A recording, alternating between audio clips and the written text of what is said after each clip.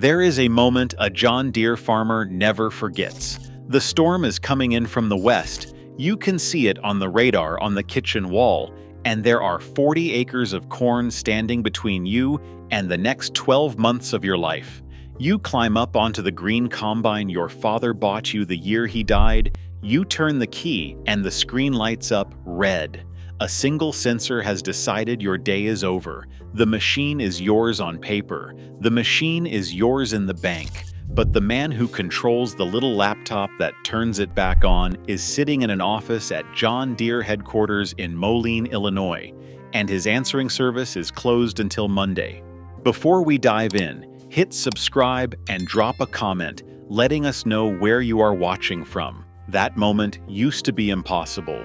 Your grandfather never lived a single day where a piece of paper or a sensor or a satellite signal had any power over whether his tractor would start. He turned the key, the diesel caught, and the day belonged to him. He named that tractor. He patched the seat with duct tape. He passed it down. And when he was old and tired and his hands shook in the cold, the same machine that had carried him through 40 harvests was still sitting in the shed with its key in the ignition, ready for one more pass around the back 40. That was the deal. That was the country we used to live in. A man, a machine, and a job to do, and not a single suit in a glass tower with any say in any of it. So how did we get here? How did the company on the green hat your grandfather wore to church on Sundays, the company on the brass medallion that hung over your father's workbench for half a century, become the company that locks your harvest in a digital cage and charges you $180 an hour for the key? How did the man with the deer jumping on his logo end up owning the very tractor you paid for? The answer is a story that starts 40 years ago, and it is not a story anybody wanted to tell you, because the people who could tell it work for the company that did it. Once upon a time, there were 8 of them, 8 American tractor companies, each with its own color, its own town, its own factories full of men who had grown up on those engines. There was International Harvester in Chicago, red as a barn at sunset, the giant that ruled the fields from the early 1900s through the 1960s. There was Allis-Chalmers in Milwaukee, orange like the sun coming up over a pasture, the brand your uncle swore by. There was Massey Harris, Minneapolis Moline, Oliver, White, Case, and Caterpillar's agricultural division. 8 names. Every small town in America had a guy who fixed your tractor and called your wife by her first name and showed up at the funeral when your daddy passed. And then, one by one, they started to disappear. International Harvester went down in 1985, sold off in pieces. Allis-Chalmers went the same year, bought up by the Germans, and slowly bled out until the orange tractors were just collector's items at county fairs. Massey was swallowed in 1994. Oliver, White, and Minneapolis Moline got absorbed by AGCO in 2001 and 2002. The names retired like horses sent off to pasture. Caterpillar quit farming in 2002. 8 became 7, became 5, became 3. And the biggest piece of every one of those carcasses was eaten by the same company. The man with the deer on his hat watched them all fall, and every time one went under, his market share went up. By the time the dust cleared, John Deere controlled 53% of every large tractor sold in America and 60% of every combine. That is not a market position. That is a king sitting on a throne built out of the gravestones of his competitors. And the federal government has the receipts. The American Economic Liberties Project, in plain language, on the record, put it this way: Deere sells twice as much machinery as its 2 next largest competitors combined. Twice as much. Read that twice. Twice as much as Case IH and AGCO put together. There has never been a moment in American agricultural history where one company has held this much of the field. But owning the market was not enough. Because a man who owns a tractor is still a man with options. A man with a tractor can call the dealer down the road. A man with a tractor can call the independent mechanic in the next county. A man with a tractor can split the engine open in his own shop on a Saturday with his son at his side. the way his father did it with him, the way his grandfather did it with his father. And as long as those options existed, the man on the throne in Moline did not yet have everything he wanted. So they came for the dealers next. In 1996, there were roughly 3,400 John Deere dealers in this country. That meant a Deere dealer in almost every county seat between Pennsylvania and Oregon. Small shops, family-owned. The kind of place where you walked in for a hydraulic hose and walked out with a coffee and a 30-minute conversation about your neighbor's bull. By 2007, that 3,400 had become 2,900. Today, you can count fewer than 1,400 Deere dealer locations in all of America, and 82% of those are owned by a giant chain with 7 or more stores. The average chain owns 8 locations. The biggest chain in America owns 67. There is now exactly one Deere dealership chain for every 12,000 farms in this country, and one chain for every 5.3 million acres of farmland. What does that mean for you, the man sitting in the cab? It means the dealer your father did business with for 30 years got a letter from John Deere one morning saying his contract was being terminated. It means the family in your town that put their kids through college selling green tractors quietly close their doors. It means the mechanic who knew every quirk of your 4440 because he had been working on it since you bought it new in 1981 is now retired, and the new shop is owned by a corporation 2 states away. In Montana, you can drive past 300 miles of wheat fields before you find a competing Deere chain. In Maryland, there is one chain for every 4,000 farms. In the survey done by USPIRG and the National Farmers Union, 65% of farmers said they had fewer dealerships available to them than they did 5 years ago. The dealer down the road is gone. The man who knew your name is gone. And the corporation that replaced him does not return calls on Sunday. Then came the part that broke everything, because even after they killed the competitors and consolidated the dealers, there was still one thing standing between John Deere and complete control over your land. You still owned the tractor. You could still pop the hood. You could still take a wrench to the engine. You could still teach your boy how to bleed an injector line. And as long as a man could fix his own tractor in his own shed, the corporation did not yet own everything. So they wrote a piece of software, and they called it Service Advisor. That software lives inside every modern Deere tractor and combine. It is the brain that decides whether the machine runs or does not. Without it, a single failed sensor, a single dirty connector, a single drop of bad fuel can throw the entire machine into what they call limp mode, 5 miles an hour. That is your top speed. You cannot harvest at 5 miles an hour. You cannot plant at 5 miles an hour. You cannot do anything at 5 miles an hour except sit there and watch the storm come in over the back fence. And the only person on this earth who can unlock that machine is a man with the right laptop. And that laptop only exists at the dealer. And that dealer charges you $180 an hour just to plug it in. If you, the owner of the machine, the man who signed the bank papers for $500,000, want a copy of that software for yourself, John Deere will rent it to you, $3,000 a year, and the version they rent to you is missing the functions you actually need. There is a man in Montana named Brad Sage who fixes tractors for a living, and he will tell you flat out that the customer version of Service Advisor will not even let you repair the air conditioning. American farmers, the most independent, self-reliant people in this country, are now buying cracked black market software from teenagers in Ukraine just to fix the equipment they already paid for. That is where we are. There is a man named Jake Lieb in Illinois. He bought a brand new John Deere X9 1100 combine harvester, the top of the line, the kind of machine that costs more than the house most of us grew up in. A storm rolled in. A sensor failed. He knew what was wrong. He could have fixed it in 20 minutes with the right wrench. The software said no.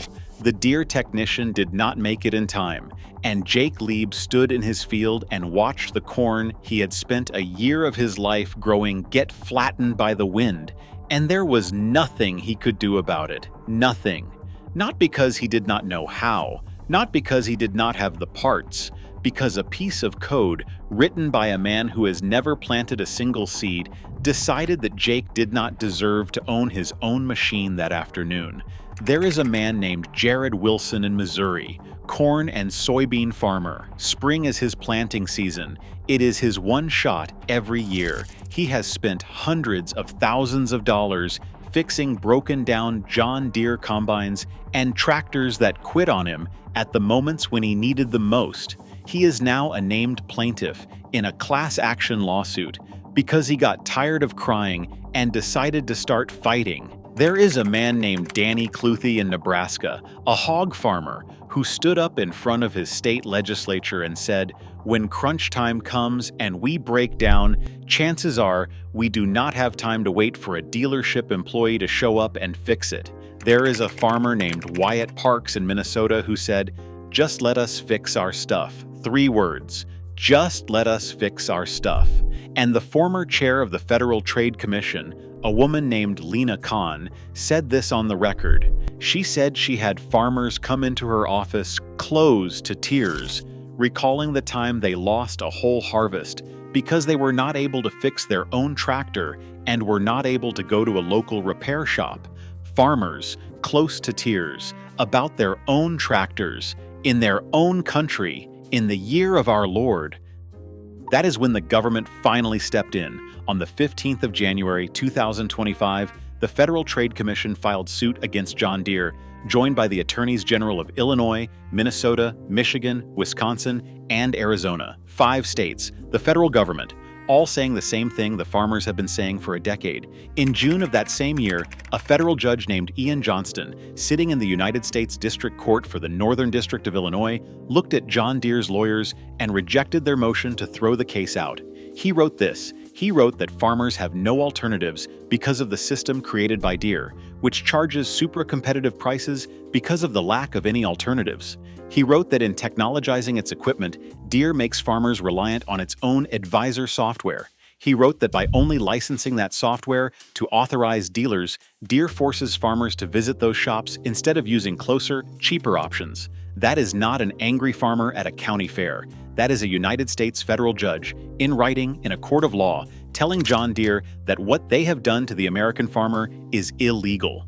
In April of 2026, Deere settled a separate class action with farmers for $99 million. They also agreed for 10 years to provide the digital tools required to actually fix the machines. The federal lawsuit, the one filed by the Federal Trade Commission and the 5 states, is still pending, still going. The judge who ruled in favor of the farmers is still sitting on his bench. The receipts are still being added up. And while all of this was happening, while farmers were losing harvests, going bankrupt, watching their family operations slide into the auction barn, do you know what John Deere was doing? They were posting record profits. They posted net income of $10.166 billion in 2023. It was the biggest year in the history of the company. Senator Elizabeth Warren of Massachusetts looked at the numbers and put it in writing. Since 2020, she said, the company has seen a 270% increase in profits. While 156,000 American family farms went out of business between 2017 and 2025, Chapter 12 farm bankruptcies climbed 46% in a single year, from 216 in 2024 to 315 in 2025. Most of those bankruptcies, the heart of them, were in the Midwest and the Southeast, the same Midwest and Southeast where John Deere makes the bulk of its money. The farmers were drowning. The corporation was breaking records. And while you were watching your neighbor's auction notice go up on the post office bulletin board, John Deere was out shopping.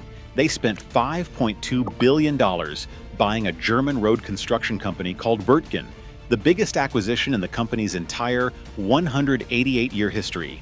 They spent $305 million on a Silicon Valley artificial intelligence startup. They spent $250 million on a company that builds self-driving tractor systems. They bought a camera company, they bought a drone outfit, they bought sprayer companies in Iowa and Indiana and France and Spain and Argentina and Italy. Every time a small American family farm went under, somewhere in the world, another piece of John Deere's empire grew. The math is obscene. The math is the indictment. But here is the part nobody tells you. Here is the part that should make you stand up a little straighter in that recliner where you are watching this. Because the farmers, the real ones, the ones with grease under their fingernails and pictures of their grandkids in their wallets, they are not giving up. A 1979 John Deere 4440 is now selling at auction for more money than it cost brand new in 1982. Read that again. A tractor that was built in the era of disco music is worth more today than it was the day it rolled off the assembly line. Why? Because the men who have lived this story for the last 20 years have decided that they would rather own a 45-year-old machine they can fix in their own shed than a brand new one that turns into a paperweight when a Sunday sensor faults. They are driving 4 states over to find a clean 4020. They are paying cash in person with a handshake to old farmers who are finally ready to part with the iron their fathers left them. The pre-emissions tractor market is on fire. Auction houses across the Corn Belt are reporting absurd premiums, and every one of those sales is a quiet middle finger to the corporation in Moline. In Colorado, on the 1st of January 2024, the first right-to-repair law for farm equipment in American history went into effect. One state, then more started lining up behind it. Senator Warren is still writing letters. The FTC is still pressing the case. The class action settlement has put John Deere on a leash for 10 years, and in barns and shops and machine sheds from Iowa to Idaho, fathers are teaching sons how to bleed an injector line on a tractor that was built before computers were invented, because that knowledge is suddenly valuable again. That knowledge is suddenly the difference between bringing in the harvest and watching it rot. The man on the Deere jumping logo bet that you would forget. He bet that the new generation would never know what it felt like to own a machine outright.